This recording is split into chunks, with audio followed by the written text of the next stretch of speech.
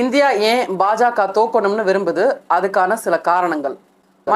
மணிப்பூர் மாநிலத்தில் பெண்களை நிர்வாணமாக்கி அவமானப்படுத்தியது, பல ஆயிரம் பொதுமக்களை படுகொலை செய்தது, நூற்றுக்கணக்கான ஆலயங்கள் தீக்கு இரையாக்கப்பட்டது, பல ஆயிரம் வீடுகள் இடிக்கப்பட்டது. உலக அளவில் இந்தியாவை தலைகுனிய வைத்த பிஜேபி RSS மத தீவிரவாதிகளை தேச நலனுக்காக இந்த தேர்தலில் தோற்பதை நாம உறுதி செய்யணும்.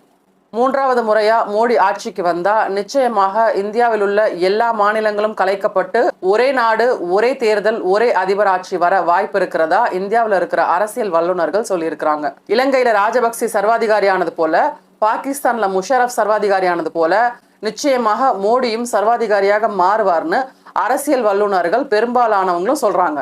இந்தியாவின் நிலை, பொருளாதாரம் அதல பாதாளத்துல இருக்கு. அதற்கு உதாரணம், 2014 55 லட்சம் கோடி கடனாக இருந்த இந்தியா கடந்த 9 வருடங்கள்ல 205 லட்சம் கோடி கடன்ல இருக்கு. அதாவது இந்தியா சுதந்திரம் அடைந்து 67 ஆண்டுகளில் 1947 இருந்து 2014 வரைக்கும் 55 லட்சம் கோடி கடனாக இருந்த இந்தியா மோடி ஆட்சியில கடந்த 9 வருடத்துல 151 லட்சம் கோடி கடன்ல இருக்கு. 2014 இருந்து 2023 வரைக்கும் உலக அரங்குல ஐநா அங்கீகரித்த 193 நாடுகள்ல இந்தியா தான் அதிகமான கடன்ல இருக்கு. உலக வங்கியில இந்தியா 205 லட்சம் கோடி அதிகமா கடன் வாங்கியிருக்கிறதா உலக ஆய்வறிக்கை சொல்லுது. இந்தியா ஏன் பாஜக தோற்கணும்னு விரும்புது? உலகில் மதசார்பற்ற மிகப்பெரிய ஜனநாயக நாடு இந்தியா மட்டுமே. இன்னைக்கு பாஜக எல்லா துறையிலையும் தோல்வி அடைஞ்சிருக்கு.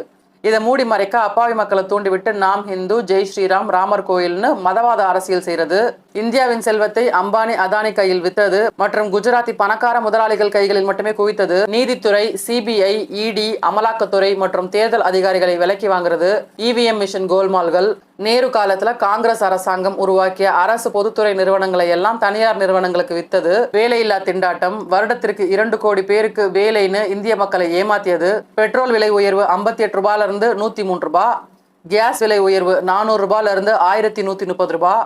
இந்த 10 வருடங்கள்ல விலைவாசி பல மடங்கு உயர்ந்திருக்கிறது. தமிழ்நாட்டுக்கு தர வேண்டிய நிதியை தராம நாம கட்டுற வரி பணத்தை எல்லாம் பாஜக ஆளும் மாநிலங்களுக்கு கொடுத்து தமிழர்களை வஞ்சிக்கிறது, கருப்பு பணத்தை மீட்டு எல்லா குடும்பத்துக்கும் 15 லட்சம் கொடுப்பேன்னு பொய் சொல்லி இந்திய மக்களை ஏமாத்தினது, இந்தியாவை நாசமாக்கியது, ஊடகத்தை கைப்பற்றியது, பெண்களின் பாதுகாப்பு மற்றும் உரிமை பறிப்பு, ஜனநாயகத்தை எதேச்சதிகாரமாக சீரழித்து ஹிட்லர், சதாம், ராஜபக்சே போல சர்வாதிகாரியாக செயல்படுறது, குற்றவாளிகள், கற்பழிப்பாளர்கள் மற்றும் ஊழல்வாதிகளால் நிரப்பப்பட்ட அரசியல், காவிமயமாக்கப்பட்ட வரலாறு, காவிமயமாக்கப்பட்ட கல்வி, திட்டமிடப்படாத பண மதிப்பிழப்பு, அடுத்தடுத்த குழப்பங்கள் மற்றும் உயிரிழப்புகள், திட்டமிடப்படாத லாக்டவுன் குழப்பங்கள், அதனால் ஏற்பட்ட உயிர் பலிகள், சிறுபான்மை மக்களின் வீடுகள் மற்றும் வழிபாட்டு தலங்களை புல்டோசர் கொண்டு இடிக்கிறது, சிறுபான்மை மக்களை தாக்குவது, வெறுப்பு பேச்சுகள், மத கலவரங்கள், கொலைகள், மகாத்மா காந்தியை படுகொலை செய்த பயங்கரவாதி கோட்சேவை வெளிப்படையாக புகழ்ந்து வணங்குதல், பெண் மல்யுத்த வீராங்கனைகளை நிர்வாணப்படுத்தி பாலியல் தொந்தரவு செய்து அவமானப்படுத்தியது, டெல்லியில் விவசாய மக்களை போராட வைத்து தற்கொலை செய்ய வைத்தது, ஜீப் ஏற்றி கொலை செய்தது. ஏன்னா காந்தியவாதிகள் மற்றும் அம்பேத்கர்வாதிகள் பாஜக தோக்கணும்னு விரும்புறாங்க. அரசியலமைப்பின் மேல் நம்பிக்கை உள்ளவர்கள் பாஜக தோக்கணும்னு விரும்புறாங்க. மதசார்பற்ற இந்தியர்கள் பாஜக தோக்கணும்னு விரும்புறாங்க. தலித்துகள், பட்டியலினத்தோர், பழங்குடியினர், ஆதிவாசி மக்கள், பிற்படுத்தப்பட்டோர், சீக்கியர்கள், இஸ்லாமியர்கள், கிறிஸ்துவர்கள்னு எல்லாரும் பாஜக தோல்வி அடையணும்னு விரும்புறாங்க. எல்லா துறைகளிலும் பாஜக தோல்வி அடைஞ்சிருக்கு. உங்களை சுத்தி குறைஞ்சது 10 பேருக்கு இந்த புரிதலை ஏற்படுத்தி தேசிய வாக்காளர்களை மதசார்பற்ற ஜனநாயக இந்தியா கூட்டணிக்கு வாக்களிக்க செய்யுங்க. அனைவரையும் உள்ளடக்கிய இந்தியாவை வர சந்ததியினர் பார்க்கணும். பாதுகாப்பான சமூகம், பாதுகாப்பான வாழ்க்கை, பாதுகாப்பான எதிர்காலம், இது எல்லாத்தையும் நாம அடுத்த தலைமுறைக்கு கொடுக்கணும். இந்தியா நலன்ல அக்கறையோடு இருக்கிற ஒவ்வொரு இந்திய